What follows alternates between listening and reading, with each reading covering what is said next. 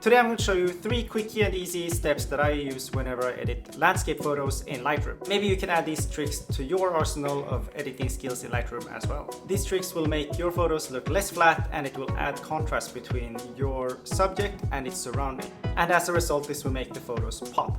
The first step is to use the masking tool. You want to emphasize your subject and make it stand out from the stuff that it's surrounded by. In this photo, our subject is the tiny island in the center. So we want to create a contrast between it and its surrounding by using the masking tool. What we want to do is to click here in the masking icon and click on select subject. This is going to automatically detect our subject. In this case, it guessed correctly and picked the island, which is indeed our subject.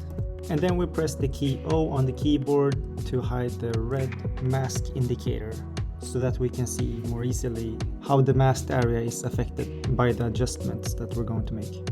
And raise the exposure ever so slightly. A little bit goes a long way. And then we press enter once we're done. Now I want to do the opposite to the surrounding, and we will do this by using the radial filter.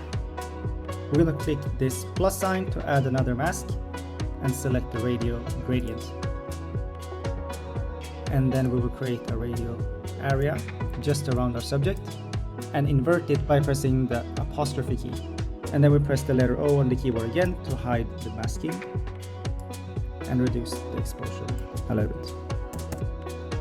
And now we have created some contrast between our subject and the surrounding. The second step is to make use of the colors in the photo. Be aware of how the main colors in the photo affect each other. In this photo, the green and blue colors are really fighting for attention, which makes the photo look a little bit busy and oversaturated.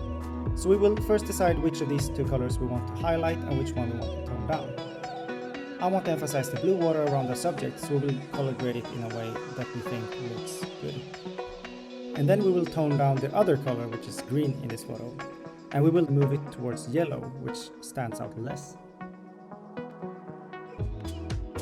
And we'll also reduce the saturation and the luminance a bit.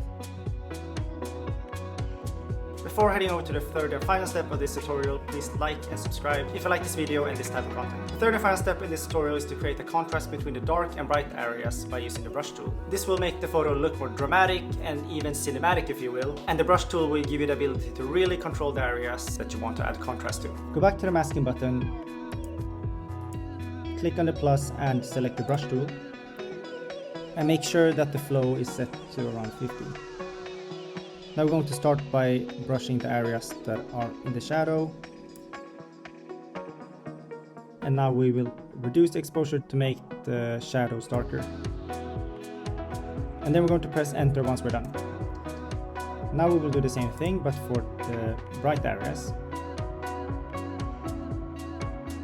I'm not going to do it on the subject, since the subject already has a mask on it. Now we're going to raise the exposure a bit. And now we have created contrast between the light and the shadow in the photo. Here are some before and after photos where I have used these 3 tricks. Please consider subscribing to this channel where I will be sharing more photography and videography content like this one. Thanks for watching.